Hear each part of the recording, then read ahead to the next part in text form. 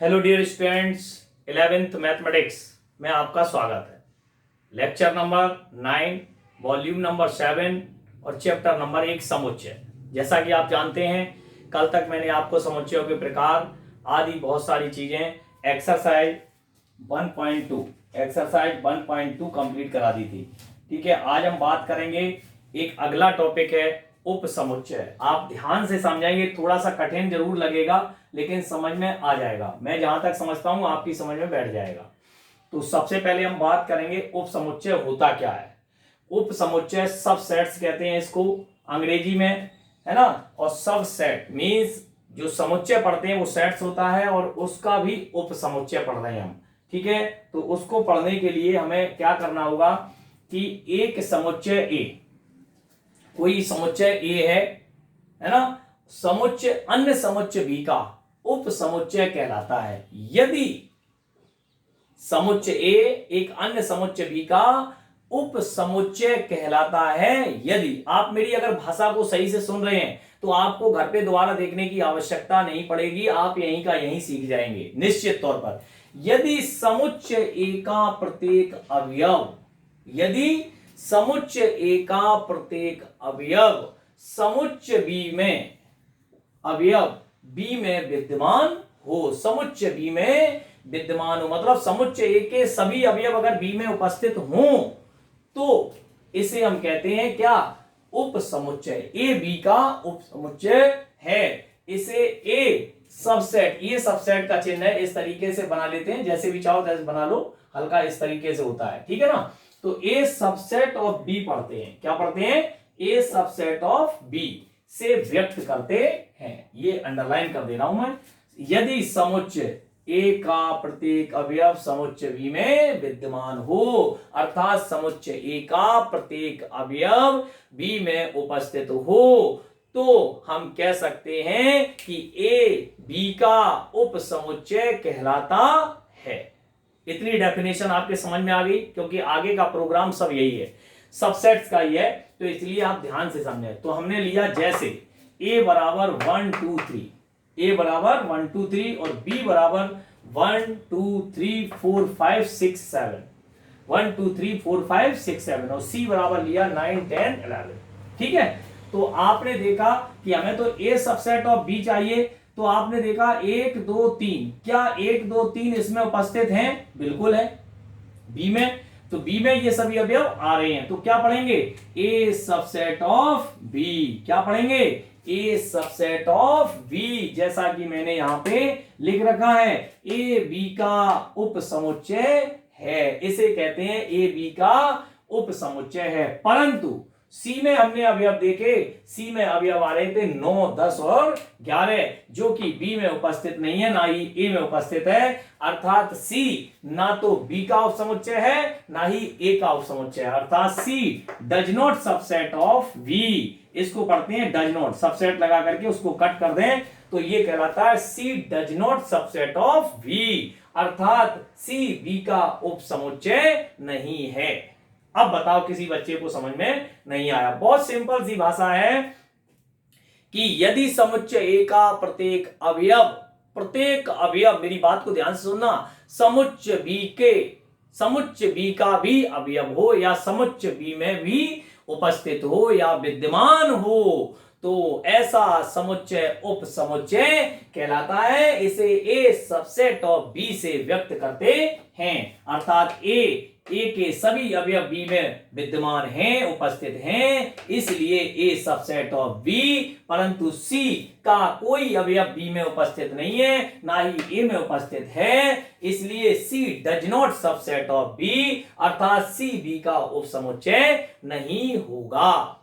बहुत सारे उदाहरण हैं, बहुत सारे हम उदाहरण दे सकते हैं, आप परेशान ना हो, अभी मैं इसको रफ करके आपको और सारे उदाहरण दूंगा, टेंशन मत लें। यही आपको देखना होगा किसमें, अभी जो एक्सरसाइज एग्जांपल्स आते हैं उनमें हम जो मेन थीम है मेरी कंसेप्ट समझाने की, बेसिक कंसेप्ट, यदि थ्योरी समझ में आ गई तो सवालों में तो कुछ रहता ही नहीं है, केवल देखना ही देखना रहता है, अंक ही देखने होते हैं। ठीक है प्यारे बच्चों, तो आप विशेष रूप से मेरी भाषा को समझें, मैं क्या बोलना चाहता हूं उसको मेरे शब्दों को गिरफ्त करें, अपने ऊपर ले जाएं, अपने माइंड में सेट करें कि सर क्या बोल रहे हैं, और बार बार वीडियो को पॉज करके देखें, पॉज करके लिखें और उसको बार बार रिपीट किया करें, बार बार। कम से कम एक ही वीडियो को 4 से 5 बार देखोगे तो निश्चित रूप से 11th में आपकी पकड़ अच्छी बन जाएगी बच्चों।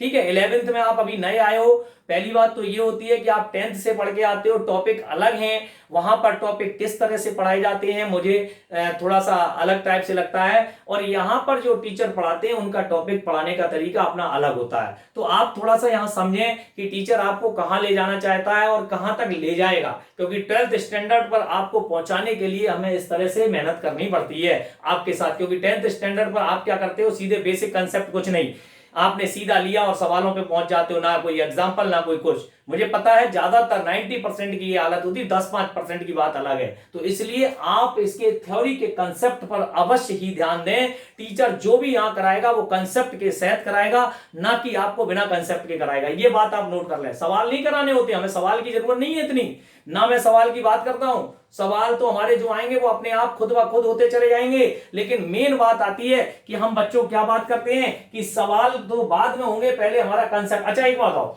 अगर हमारी ये लाइन पता है कि ए बी का उपसमुच्चय है तो ए सबसेट ऑफ बी लिखते हैं, फिर उसमें देखने में क्या, ए में जो ज्यादा अवयव आ रहे हो कम अवयव आ रहे हैं वो देखते जाओ कौन किसका सबसेट है। लेकिन जब हमें कंसेप्ट ही नहीं पता होगा तो सवाल करके क्या करोगे, सवाल डायरेक्ट हम एक्सरसाइज पे पहुंच जाए, तो वो चीज हमारी यहाँ पे 11th या 12th में नहीं होती है। बहुत ही कंसेप्ट के साथ चलते हैं, बिना कंसेप्ट के हम लोग नहीं पढ़ा सकते हैं। पहली बात सुन लो आप कान खोल के, ठीक है। अब हम बात करते हैं बच्चों, यदि हमने पहला नोट लिखा, एक नोट है यहां पर, केसेस है, कुछ केसेस हैं उपसमुच्चय के बारे में, वो सुनेंगे ध्यान से क्योंकि वो मेन चीज है। यदि समुच्चय ए, यदि समुच्चय ए का प्रत्येक अवयव, यदि समुच्चय ए का प्रत्येक अवयव बी में, यदि समुच्चय ए का प्रत्येक अवयव बी में तथा समुच्चय बी का प्रत्येक अवयव ए में, यानी कि समुच्चय ए का प्रत्येक अवयव बी में होगा और समुच्चय बी का प्रत्येक अवयव ए में होगा, तो दोनों बराबर ही हो गए।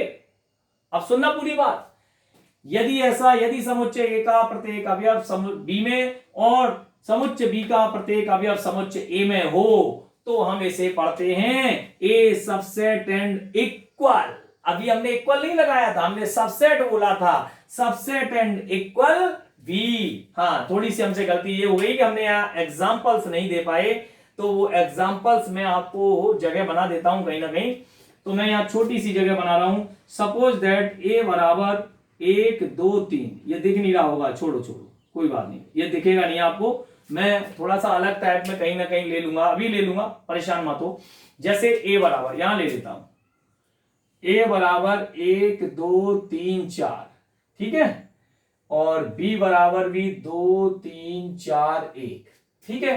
तो देखो ए का प्रत्येक अवयव बी में और बी का प्रत्येक अवयव ए में, देन क्या पढ़ेंगे, A subset and equal B. आप यहां से ये एग्जांपल्स नोट कर सकते हैं, यानी कि ए में क्या अवयव थे 1 2 3 4 और बी में क्या अवयव थे 2 3 4 1। इनकी काउंटिंग देखेंगे तो दोनों तरफ से सेम है, इनके अवयव एवं अवयवों की संख्या भी समान है, इसलिए ये समान अवयव भी होंगे। अर्थात हम क्या पढ़ेंगे, A subset and equal, A B का सबसेट है और बी ए का, क्योंकि प्रत्येक अवयव ए में है और ए का प्रत्येक अवयव बी में है, इसलिए ये क्या पढ़ेंगे, A subset and equal B. इसको क्या बोलते हैं ये आप ध्यान से समझें। तो A subset and equal B तथा B subset and equal A, दोनों तरफ से पढ़ सकते हो, A subset and equal B and B subset and equal A, बिल्कुल पढ़ सकते हो, B subset and equal A, then A बराबर बी, ये पढ़ सकते हैं। पूरी बात आप यहां पे समझेंगे तभी तो देखें, ए बराबर क्या है बी, ए बी का उपसमुच्चय है, बी ए का उपसमुच्चय है, लेकिन दोनों के अवयव समान है, इसलिए ये इम्प्रॉपर सबसेट कहलाता है। कैसा कहलाता है, इम्प्रॉपर सबसेट, अर्थात इसको विषम उपसमुच्चय कहते हैं। मैं जो आपको डीपली बातें बता रहा हूं ये आप नोट डाउन कर लें, आपको आराम से समझ में आएंगी और ये बढ़िया चीजें हैं। तो हमने लिखा A subset and equal B and B subset and equal A, then A बराबर बी। एग्जाम्पल मैंने आपको दे दिया है, ये एग्जाम्पल बेटा यहां से नोट कर लेना। ठीक है, बहुत सारे एग्जांपल्स और दे दूंगा, यहां पर थोड़ी सी हमसे गलती होगी, जगह नहीं छोड़ी मैंने। ठीक है, जगह क्या, बोर्ड अपना इतना ही है, तो फिर से पढ़ देते हैं। यदि समुच्चय ए का प्रत्येक अवयव समुच्चय बी में और समुच्चय बी का प्रत्येक अवयव समुच्चय ए में क्या है, उपस्थित है, तो हम इसे क्या पढ़ते हैं, A subset and equal B तथा B subset and equal A. अर्थात इसको लिखने का तरीका A subset and equal B and B subset and equal A, अर्थात ए बराबर बी समान समुच्चय कहलाते हैं। अर्थात ये इसका नाम होगा विषम उप समुच्चय। क्या होगा, विषम उप समुच्चय, इम्प्रॉपर सबसेट कहलाता है। बोलो बेटा, यहां तक समझ में आ गया, ये एग्जांपल समझ में आ गया। एक एक चीज पे काम कर रहा हूं क्योंकि ये थोड़ा सा हार्ड टॉपिक है पहले की अपेक्षा। अब देखेंगे, अब हम चल रहे हैं यहां पर सेकंड पॉइंट पे, आ जाए सेकंड पॉइंट पे चलते हैं। तो सेकंड पॉइंट पे क्या चल के देखते हैं, सेकंड पॉइंट पे क्या चल के देखते हैं अपन लोग। यदि ए और बी दो समुच्चय हैं, ए और बी दो समुच्चय हैं, ठीक है,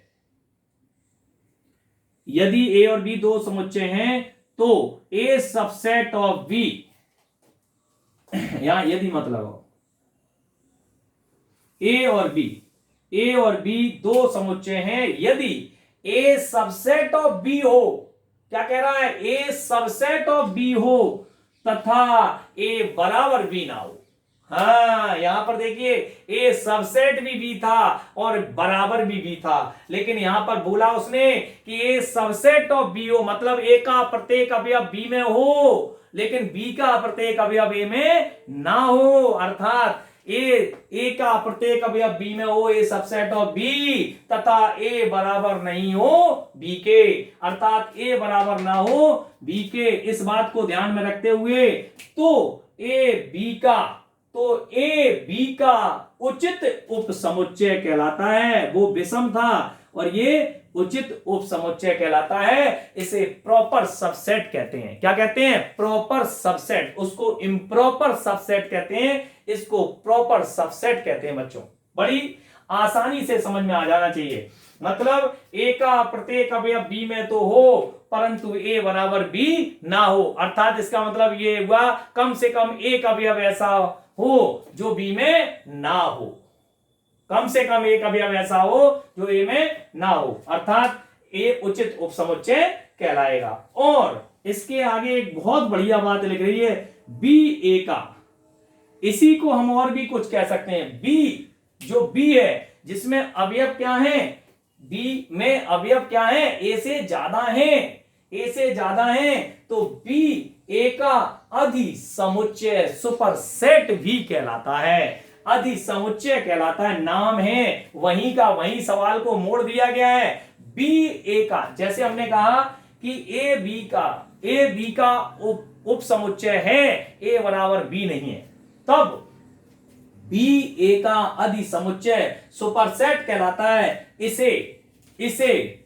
इसे B superset of A, B की तरफ मोल्ड कर दिया जाता है, इसको घुमा दिया जाता है, इस तरह से बना दिया जाता है, B subset of A, B superset of A पढ़ा जाता है। क्या पढ़ा जाता है, बी सुपरसेट ऑफ ए। अर्थात हम यही कह रहे हैं, जो भाषा यहां लिखी है, ए बी का ए सबसेट ऑफ बी हो, ए बराबर बी ना हो, तो बी सुपरसेट ऑफ ए भी पढ़ा जा सकता है। इसे इस तरीके से व्यक्त करते हैं। बिल्कुल आपकी समझ में आ जाना चाहिए, कहीं कोई दिक्कत की बात नहीं, कहीं कोई गिला शिकवा की बात नहीं है। बहुत ही सिंपल और सोबर भाषा यहां लिखी हुई है, पढ़ने में कतई कोई दिक्कत नहीं आ सकती है। इसके बाद बच्चों थर्ड पॉइंट पे चलते, एक एक पॉइंट में आपको बड़े विधिवत समझा रहा हूं और इसको गौर से समझना क्योंकि थोड़ा सा कठिन है। मैं आपसे फिर कहना चाहता हूं, प्रत्येक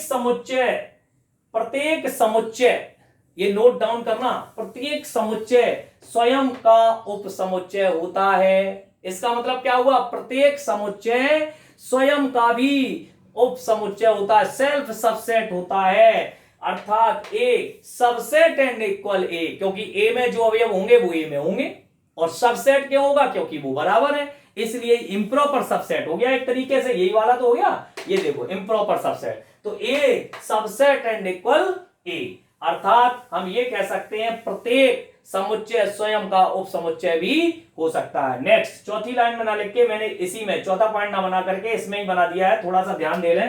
तथा लिखा हुआ है, मैं यहां स्टार बना देता हूं थोड़ा सा, ठीक है।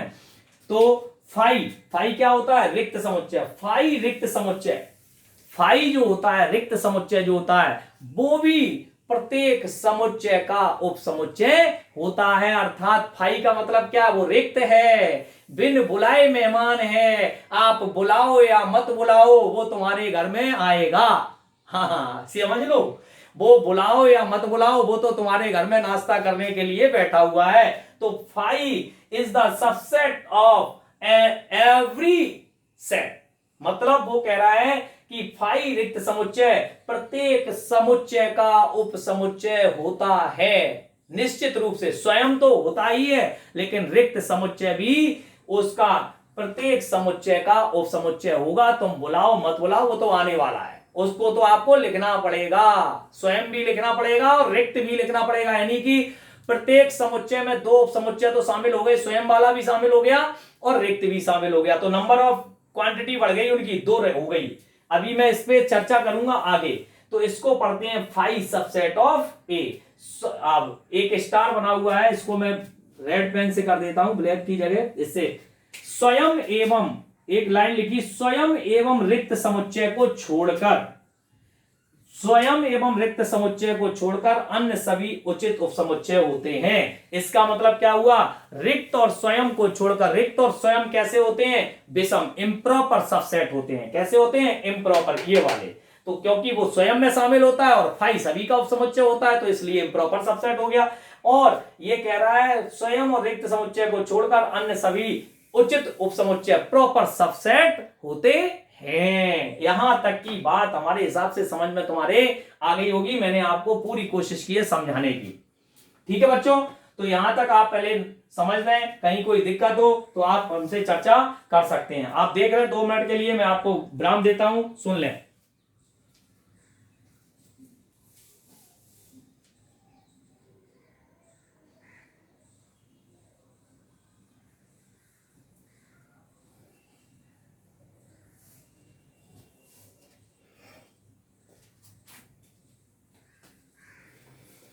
देखें, अब देखेंगे ध्यान से, इतनी आपके बात समझ में अगर आ गई होगी तो बहुत ही अच्छी बात और बहुत ही लेवल की बात है, बहुत ही डीपली लेवल की बातें हैं ये उप समुच्चय के बारे में। हाँ, नेक्स्ट नंबर आता है फोर्थ। नेक्स्ट नंबर आता है फोर्थ। किसी भी समुच्चय के सभी संभावित, किसी भी समुच्चय के सभी संभावित उप समुच्चयों की संख्या को 2 की पावर n से व्यक्त करते, किसी भी समुच्चय के सभी संभावित उप समुच्चयों की संख्या को 2 की पावर n से व्यक्त करते हैं। इसका अर्थ ये हुआ कि यदि किसी समुच्चय में एक अवयव है तो उसके उप समुच्चयों की संख्या कितनी होगी? 2 की पावर 1, और 2 की पावर 1 इक्वल टू 2। यदि किसी समुच्चय में अवयवों की संख्या है 2 तो 2 की पावर 2 बराबर होंगे 4। अगर किसी समुच्चय में अवयवों की संख्या है 3 तो 2 की पावर 3 बराबर होंगे 8। यदि किसी समुच्चय में अवयवों की संख्या है 4 तो 2 की पावर 4 बराबर होंगे 16। यदि किसी समुच्चय में अवयवों की संख्या है 5 तो 2 की पावर 5 बराबर होंगे 32। ऐसे ही आप 6 होंगे, कितने होंगे और कितने होंगे वो बात तो आपके सामने आ ही गई है, उन्हें निकालना और सिखाया है मैंने। किसी समुच्चय के उप समुच्चय कैसे निकाले जाते हैं, इन सब चीजों से निकल के आने वाले हैं। इस बात को बच्चों बड़े गौर से समझना, ठीक है। इस बात को बड़े गौर से समझना है। तो मैं आपको बताता चल रहा हूं, a बराबर 1 दिया है, ध्यान से तो देखना। एक अवयव है तो 2 की पावर 1 बराबर 2, यानी कि इनके उप समुच्चयों की संख्या कितनी होगी? इसमें उप समुच्चयों की संख्या अर्थात उप समुच्चयों की संख्या हो गई 2। और उप समुच्चय निकाले कैसे जाएंगे वो देख लो। अभी अभी मैंने एक लाइन लिखी थी, प्रत्येक समुच्चय स्वयं का उप समुच्चय होता है, तो एक तो स्वयं होगा। और मैंने बोला रिक्त समुच्चय फाई सभी का उप समुच्चय होता है, सभी समुच्चयों का उप समुच्चय, तो ये दो तो आएंगे ही। तो देखिए इसका एक तो हो गया फाई फाइव को ब्रैकेट में नहीं लिखेंगे, ऐसे लिख दिया तो ये अवयव बन गया। अभी ये अवयव नहीं है, रिक्त समुच्चय है। कैसा है? रिक्त है। तो यहां पर हमने लिख दिया उप समुच्चय में, तो ये 5 आएगा और यहां क्या आएगा 1। तो टोटल कितने हो गए? 2। मैंने 2 ही बताए। एक अवयव है तो 2 की पावर 1 हो गया। अब आओ दूसरा उदाहरण लिया, ये आप बना सकते हो बड़े आराम से, बहुत सारे उदाहरण मैं दे दूंगा आपको करने को। 2 a बराबर 1 और 2, a बराबर 1 और 2 तो उप समुच्चय होंगे। अभी इसका घात समुच्चय जब पावर सेट पढ़ाएंगे तो सभी उप समुच्चयों के समुच्चय को पावर सेट कहते हैं। उसको एक और मजले कोष्टक में बंद कर दिया जाएगा, वो घात समुच्चय हो जाएंगे। तो उप समुच्चय, तो इसमें वही चीज आ गई, इसमें 2 की पावर 2 की पावर n से 2 की पावर 2 बराबर कितने? उप समुच्चयों की संख्या कितनी हो गई? 4। ऐसे ही इसमें 2 की पावर n 2 की पावर 3 हो गई, 2 की पावर 3 बराबर कितनी हो गई? 8। तो कहने का मतलब है इसमें 2 अवयव थे तो 2 की पावर 2 हो गई, इसमें 3 अवयव थे तो 2 की पावर 3 हो गई। तो यहां पर कितने आने चाहिए? 4। तो देखो एक तो रिक्त समुच्चय हो गया, स्वयं भी हो गया, ये स्वयं हो गया, देखो ये स्वयं हो गया, ये हो गया, ये हो गया, और इनके उपसमुच्चय क्या होंगे? एक को एक लिख देंगे और 2 को 2 लिख देंगे, ये 4 हो गए। कितने हो गए? मतलब इन्हें अलग अलग लिखते जाओ और स्वयं भी लिख दो और 5 भी लिख दो, 4 हो गए। अब आ जाओ तीसरा, a बराबर 1 2 3 तो 2 की पावर 3 बराबर 8 होने चाहिए। तो पहला क्या हो गया? रिक्त समुच्चय 5, एक तो स्वयं हो गया, 2 हो गए। इसके बाद एक अकेला लिख दिया, 2 अकेला लिख दिया, 3 अकेला लिख दिया, भाई ये भी तो होंगे। इसके बाद 1 2 इन्हें थोड़ी नहीं छोड़ सकते, 1 2 ये हो गया, 1 3 ये भी हो गया, 2 3 ये भी हो गया। अब उल्टे नहीं चलेंगे, तो देखो 5 1 2 3 1 2 1 3 2 3 1 2 3 ये सभी क्या होंगे? इसके उप समुच्चय होंगे। आप बहुत सारी प्रैक्टिस कर सकते हैं, इससे निकाल सकते हैं। 8 होंगे। कितने होंगे? 8। मैंने आपको पैटर्न सिखा दिया यहां। इसके बाद आता है पांचवा, किसी समुच्चय का अवयव। बहुत अच्छी बात लिख रही है, ये भी समझे। किसी समुच्चय का अवयव, ये क्वेश्चन बहुत आता है और कर नहीं पाते हैं। किसी समुच्चय का अवयव उसी समुच्चय का उप समुच्चय नहीं हो सकता है। किसी समुच्चय का अवयव, मान लो एक में कोई अवयव है, वो कह रहा है उसी समुच्चय का अवयव नहीं हो सकता है। ठीक है ना? ये बात हम आपको फिर से बता दें, किसी समुच्चय का अवयव उसी समुच्चय का उप समुच्चय नहीं हो सकता है का मीन्स है, जैसे a बराबर 1, हमने 1 दे दिया तो ये क्या है? समुच्चय है। तो वो कह रहा है किसी समुच्चय का अवयव उसी समुच्चय का उप समुच्चय, तो b बराबर 1 इसमें लिख दिया। तो इसका ये अवयव, मतलब अवयव तो हो सकता है, लेकिन a बिलोंग्स टू b तो हो सकता है, अवयव तो हो सकता है a b का, परंतु इसका a does not subset of b पढ़ा जाएगा। क्या पढ़ा जाएगा? a does not subset of b, मतलब a b का उप समुच्चय नहीं होगा। तो इन सब बातों को ध्यान में रखते हुए मैंने जो थ्योरी लिखी थी वो बहुत ही बिंदास है। उस थ्योरी को अगर आप सही से पढ़ लेते हो तो आपको बहुत अच्छा लगेगा। ठीक है, अभी मैं आपको इसके बारे में और बताऊंगा, जब तक आप 2 मिनट इसको नोट डाउन कर सकते हैं।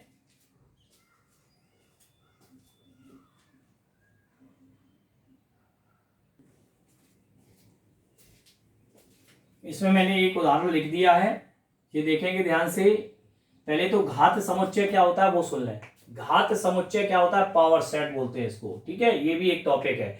किसी समुच्चय ए के समस्त संभावित उप समुच्चयों के संग्रह को घात समुच्चय कहते हैं। क्या कहते हैं? घात समुच्चय कहते हैं। मैंने बोला था कि समुच्चय ए के समस्त संभावित, ये जैसे लिख रहे हैं, समस्त संभावित उप समुच्चय के संग्रह को अर्थात समुच्चय घात समुच्चय कहते हैं। इसे P ऑफ A से व्यक्त करते हैं। n अवयव वाले समुच्चय में उप समुच्चयों की संख्या 2 की पावर n होती है, इसलिए घात समुच्चय में भी कितनी होगी? 2 की पावर n अवयव ही होंगे। अर्थात हमने एक उदाहरण दिया a b c, तो उप समुच्चयों की संख्या 2 की पावर n 2 की पावर 3 बराबर 8। 3 अवयव हैं, 8 उप समुच्चय होंगे, तो उप समुच्चयों की संख्या हो गई 5 a b c a b a c b c और a b c। ये निकालना हमने सिखाया। a अलग होगा, b अलग होगा, c अलग होगा, 5 होगा, a b c b होगा, a b होगा, फिर a c होगा, फिर b c। उल्टा नहीं चलेंगे, ये ध्यान रखेंगे। ठीक है। तो P ऑफ A घात समुच्चय क्या होगा, इसमें एक और संग्रह को, इनका संग्रह कर दिया गया अर्थात इनको मिलाकर लिख दिया गया, एक समुच्चय में लिख दिया, इसी को हम पावर सेट कहते हैं। जो समुच्चय होते हैं उसी को बंद कर दें एक और ब्रैकेट में तो वो घात समुच्चय बन जाता है, ठीक है। नंबर ऑफ PA की अगर हम बात करें तो 1 2 3 4 5 6 7 8 कितने होंगे 8। अब मैंने एक और उदाहरण दिया A बराबर AB, तो उप समुच्चयों की संख्या देखते चलें, उप समुच्चयों की संख्या, तो उप समुच्चयों की संख्या कितनी हो गई 2 की पावर n अर्थात 2 की पावर 2, दो अवयव हैं तो कितने हो गए 4। तो उप समुच्चय कितने होंगे देखो ध्यान से, उप समुच्चय होंगे वही 5 A B और AB, कितनी हो गई 4, कितनी हो गई 4, 1 2 3 4 हो गई। तो घात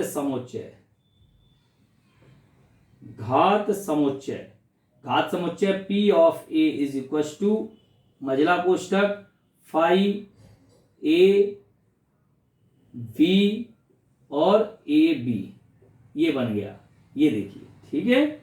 तीसरा उदाहरण ले लें A बराबर A, एक और अवयव ले लिया, तो इसमें उप समुच्चयों की संख्या, उप समुच्चयों की संख्या हो गई 2 की पावर n बराबर 2 की पावर 1 बराबर 2। तो उप समुच्चय कितने होंगे देख लो, उप समुच्चय होंगे 5 और A स्वयं, हो गया तो 2 हो गए। तो इसलिए घात समुच्चय P ऑफ A बराबर क्या हो जाएगा 5 और A और मझला कोष्ठक 1।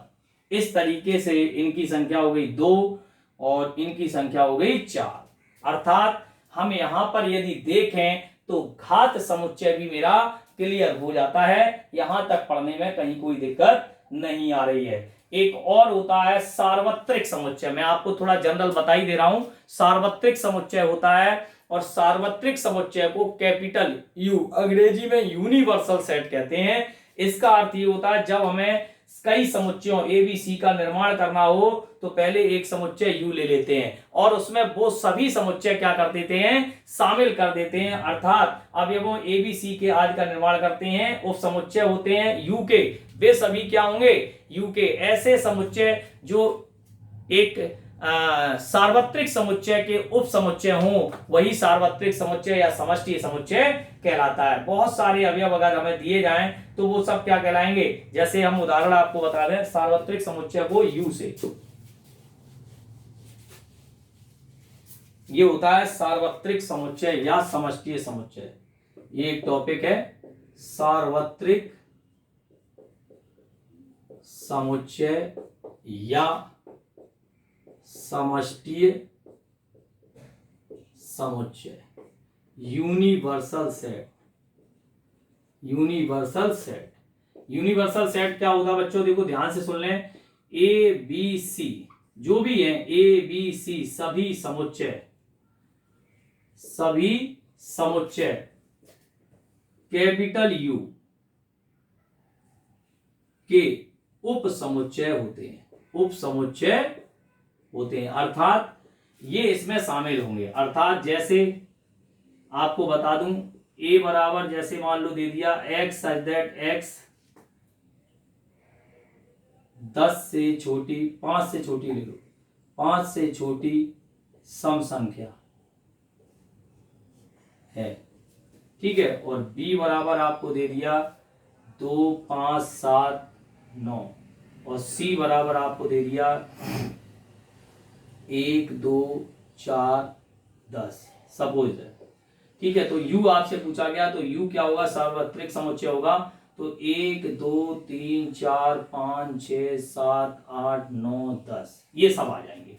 तो आप देखिएगा U में ये सार्वत्रिक समुच्चय कहलाएगा, अर्थात ये U कहलाएगा, बड़ा वाला U बनाते हैं हम इसको, तो ये सार्वत्रिक समुच्चय की श्रेणी में आता है। यदि ये समष्टि समुच्चय भी कहलाता तो ABC, A इसका उपसमुच्चय है, B भी इसका उपसमुच्चय है और C भी इसका उपसमुच्चय है। अर्थात हम ये बहुत सारे उदाहरण इस तरीके से दे सकते हैं। अर्थात इसकी सही डेफिनेशन में जब हमें कई समुच्चयों ABC का निर्माण करना हो तो सबसे पहले हम समुच्चय U लेते हैं जिसके अवयवों एबीसी का निर्माण किया जाता है। एबीसी सभी यू के उप समुच्चय होते हैं। यू को समुच्चय एबीसी के लिए सार्वत्रिक समुच्चय भी कहा जाता है। अर्थात ये हमारा इस तरीके से उदाहरण होता है। तो आज का टॉपिक जो है मैंने यहां तक पढ़ा दिया है। अपना जो व्याख्यात्मक उदाहरण है उसमें बहुत इजी है बेटा, एक सबसेट लगाना है और किसी में कुछ लगाना है। तो अभी अभी अपना एक टॉपिक और रह गया इसमें, अंतराल का, है ना, तो वो हम कल पूरा करेंगे। उसी के साथ एक एक्सरसाइज भी बताएंगे, व्याख्यात्मक उदाहरण भी कराएंगे। तो धीरे धीरे कल की एक्सरसाइज में ये आगे प्रोग्राम चलेगा, फिर उसके बाद में आएगा वेन आरेख। ठीक है, जब तक के लिए थैंक यू सो मच। आप यहाँ पे नोट डाउन कर लें, पढ़ते रहें, डेली अपनी बुक कंसल्ट करें। अपनी एनसीईआरटी की जो बुक है बहुत ही शानदार और उम्दा है, उससे अच्छी बुक ऑल इंडिया में कोई नहीं है। आप उस बुक को अगर कंसल्ट करते हो, एक एक लाइन को पढ़ते हो, तो कोई भी आपका टेस्ट जितने भी ऑल इंडिया स्तर पर, चाहे वो आईआईटी का हो, चाहे वो एनडीए का हो, चाहे वो एयरफोर्स का हो, चाहे वो किसी भी स्ट्रीम का हो, ये गारंटी है मेरी, एनसीईआरटी पढ़ने वाले बच्चा कभी भी परेशान नहीं होता है। और आपके समय में एनसीईआरटी लागू हो गई, ये बहुत बढ़िया बात है, क्योंकि जितने भी पेपर होते हैं वो एनसीईआरटी से होते हैं, आरबीएससी से नहीं होते हैं। तो इसलिए आप एनसीईआरटी की बुक का एक एक अक्षर, एक एक उसकी जो लाइन है उसको आप सही से अध्ययन करें, अंडरलाइन करके पढ़ें, पेंसिल से पढ़ें, कहीं कोई दिक्कत आने वाली नहीं है। फिर भी अगर कोई दिक्कत है तो आप हमसे पूछिए, हमें। ठीक है, ओके, थैंक यू।